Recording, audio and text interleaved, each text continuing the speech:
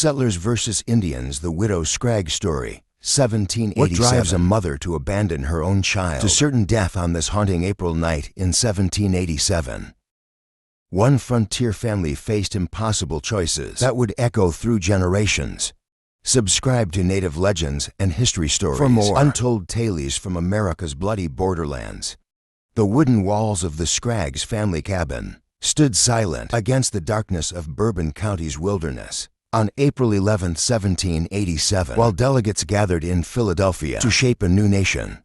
This remote outpost of Virginia's Kentucky Territory would become a battleground where survival demanded the most terrible sacrifices. The double cabin's rough-hewn logs bore the marks of hasty construction, typical of frontier settlements pushing ever westward beyond the Ohio River. In the eastern room, 47-year-old Widow Scraggs shared the cramped space with her two grown sons, their rifles never far from reach. Her widowed daughter occupied a corner, nursing an infant whose quiet breaths mingled with the crackling hearth. The western room housed her three daughters, two unmarried girls between 16 and 20 years old, their nimble fingers skilled at the loom, and a half-grown child whose laughter still brightened these dangerous borderlands. Moonlight filtered through the cabin's few windows, casting long shadows across the packed earth floor. At the loom, 19-year-old Sarah's hands moved rhythmically across the warp and weft the shuttle's steady click, of familiar comfort in the late hour. Her younger sister Mary, 16, had already retired to her straw mattress, while 12-year-old Emma curled beneath a worn quilt nearby in the main room. The widow's eldest son James kept watch, his trained ear attuned to the night's ordinary sounds, the crackle of the dying fire, the whisper of wind through chinks in the walls, the occasional shuffle of sleeping bodies. Outside, 4 horses stamped restlessly in their crude enclosure 20 paces from the cabin's door. The pound split-rail fence cast zebra-striped shadows across their flanks. The spring night air carried a bitter chill, and frost crystallized on the newly sprouted grass. The forest pressed close massive oaks and maples, whose branches reached like grasping fingers toward the isolated homestead. The first warning came at 11 o'clock. James noticed the horses' behavior changing, not their usual nighttime restlessness, but something more urgent. Their hooves drummed against the frozen earth as they circled the enclosure, nostrils flaring. Then came the owl's calls echoing through the timber. One cry from the north was answered by another. To the south, then east, then west. The pattern was too precise. Too measured. James's hand crept toward his rifle. Having lived 15 years on the frontier, these settlers knew the language of survival. Every unusual sound could herald death. The widow Scraggs had buried her husband 3 winters past after a Shawnee raid. To neighboring families had fled east last summer after finding their cattle slaughtered. Though Indian attacks had grown less frequent, south of the Ohio the threat never truly vanished. The horses' panic escalated. Their terrified whinnies pierced the night as they crashed against the fence rails. James rose from his chair by the fire. Muscles tense, a new sound reached his ears. Soft footfalls in the packed earth outside, almost imperceptible beneath the horses' commotion. Then came the knock. Hello. The house, a voice called in. Careful English travelers seeking shelter. James stepped toward the heavy oak door, fingers reaching for the bar. But his mother's voice cut through the darkness like a whip stop. The widow was already out of bed, her feet hitting the floor with practiced silence. 20 years of frontier life had honed her instincts. In the strangers to careful pronunciation, she heard death knocking Indians. She hissed, already moving to wake her younger son. Thomas, get your brother. Guns now. The young men needed no further urging. They drilled for this since childhood. 2 long rifles came smoothly off their pegs, already loaded and primed. The familiar weight of steel and walnut steadied their hands as they took up positions at the gun ports. Narrow slits carved through the logs for just this purpose. The silence stretched taut as a bowstring. Outside, the travelers waited. Inside, the family held their breath. The widow's daughter clutched her infant closer, stifling its whimpers against her breast. In the other room, the loom's clicking had ceased when the attack came. It exploded with sudden violence, The door shuddered under tremendous impact, not knocking now but the crash of multiple shoulders. Attempting to break through. The bar held, but the entire wall seemed to shake. Through his gun port, James glimpsed movement, dark shapes darting through moonlight. A single shot cracked from Thomas's rifle. The muzzle flash briefly illuminated an attacker, lurching backward, clutching his shoulder. The assault on the main door ceased as quickly as it had begun. But in the sudden quiet, they heard new sounds from the cabin's other half. The splintering of wood, the screams of the girls. The brothers swung their rifles toward the partition wall, but the angle was impossible. The Indians had found the cabin's weak point. Rail after rail from the horse pound crashed against the western room's door. The crude iron hinges groaned, warped, and finally gave way with a shriek of tortured metal. Sarah, still at her loom, snatched up her weaving knife as shadows poured through the shattered doorway. The blade caught moonlight as she slashed desperately at the first warrior to reach her. Blood sprayed across her white nightdress as the knife found its mark in his throat.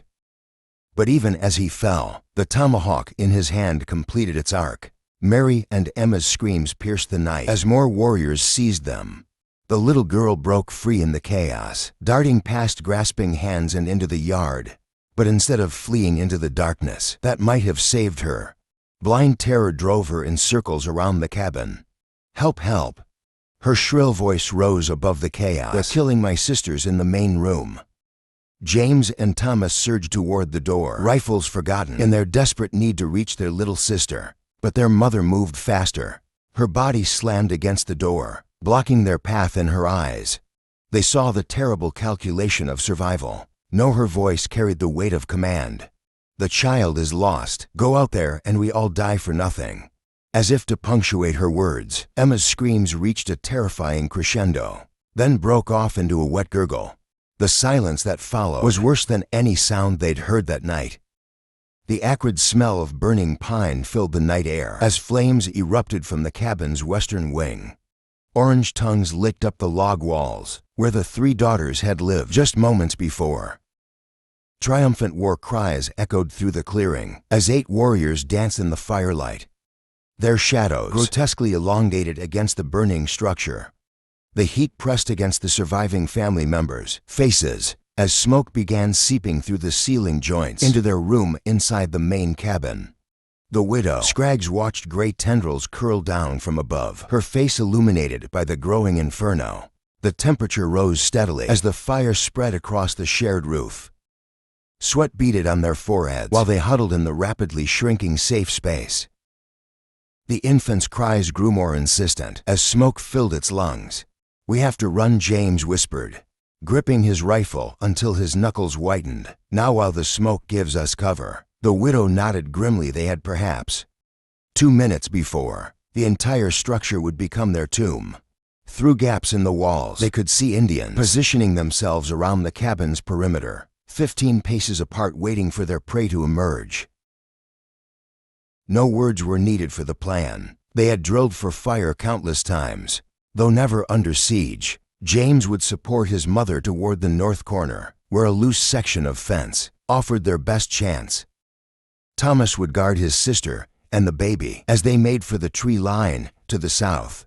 The smoke would provide some concealment, but the blazing roof turned night into day. In the yard, the widow squared her shoulders, touching each of her children's faces one final time. Her weathered hands lingered on the baby's downy head. Then she nodded. James threw the bar from the door. The rusted hinges screamed as they burst into the yard. The widow ran with surprising speed for her 47 years. Her son close behind. They reached the fence. As the first shots cracked through the night, James boosted his mother toward the stile, his muscles straining for one heartbeat. It seemed they might make it. The volley caught her as she crested the rail. 3 musket balls struck her chest in a tight pattern. The widow's body jerked once, then folded quietly into the frost-covered grass. James had no time to mourn. Pure instinct sent him vaulting the fence in a singular, fluid motion as bullets whined past his ears. His feet found purchase in the frozen earth, and he was running, zigzagging between the massive oaks that might offer protection. On the cabin's far side, Thomas fired rapidly, covering his sister's dash toward the forest. The baby's cries pierced the chaos as they sprinted through patches of moonlight. They made it 30 yards before the warriors reached them. Thomas's rifle boomed once more, dropping the closest pursuer before they closed the distance. The young man's rifle became a club as 5 warriors surrounded him. The weapon's solid walnut stock shattered the first warrior's jaw in an explosion of blood and teeth. A second swing caught another in the temple with a sickening crack. But there were too many. Thomas positioned himself between the attackers and his sister, buying precious seconds with his life. "Run!" he screamed, just before a tomahawk caught him in the shoulder, nearly severing his arm still. He fought even as blows rained down. His sister's footsteps faded into the darkness as his world narrowed to the desperate dance of survival. When the end came, it was quick. A final strike that split his skull to the teeth.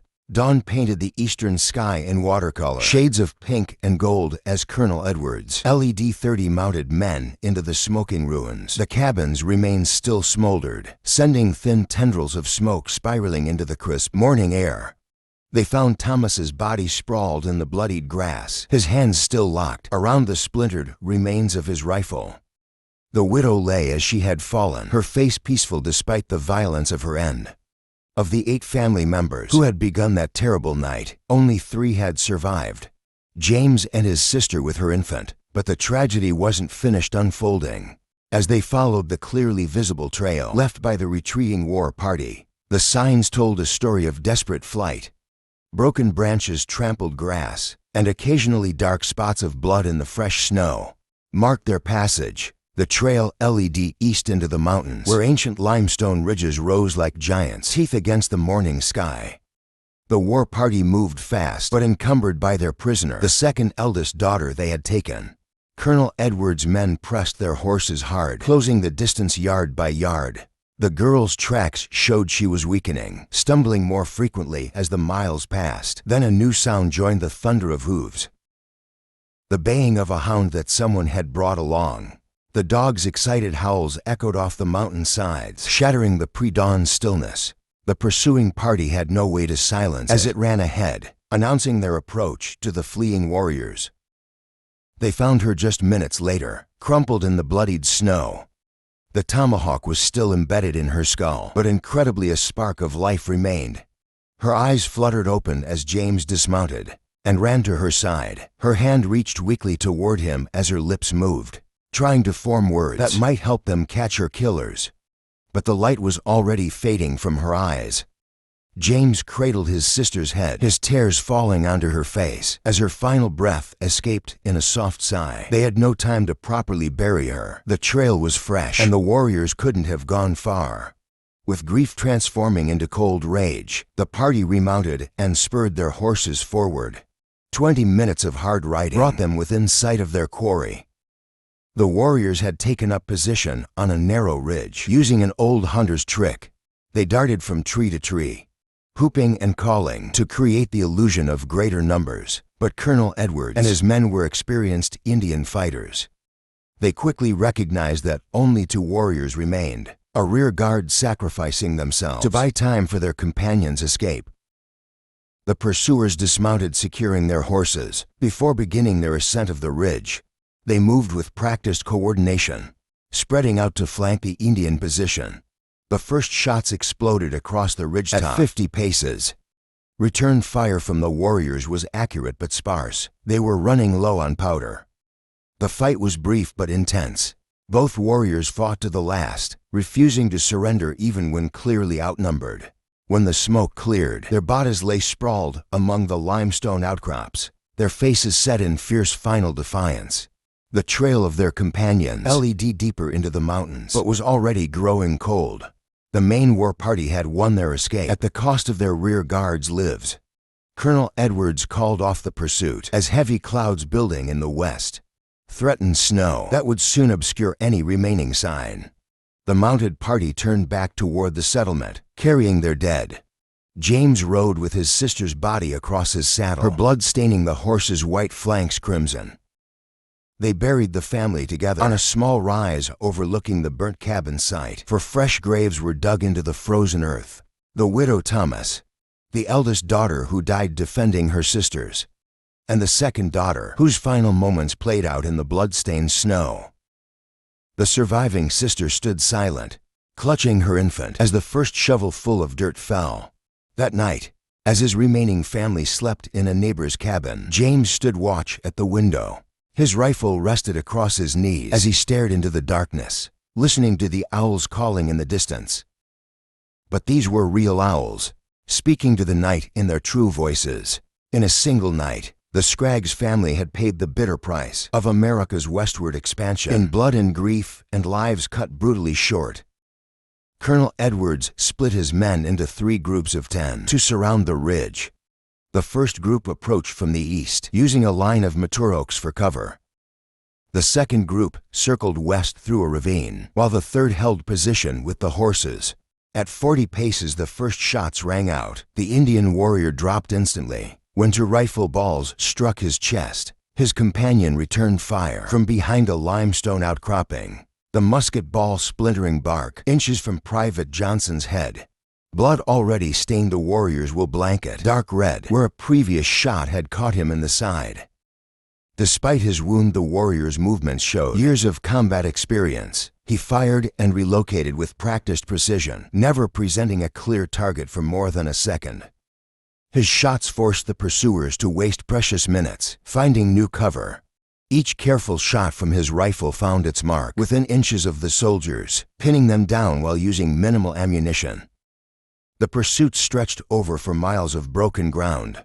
The warrior led them through a series of switchbacks, doubling back multiple times to confuse his trail.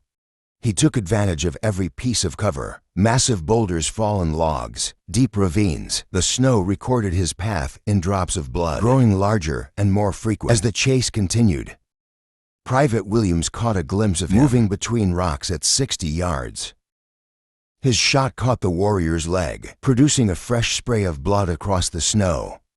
Still, the wounded man pressed on, though his pace had slowed considerably. The blood trail showed where he had stopped to bind his wounds, with strips torn from his blanket. 2 hours into the pursuit, the warrior's tactical skill became clear. He had drawn the soldiers miles off his companion's escape route, up into terrain where horses struggled to follow. Each time, the pursuers thought they had him cornered.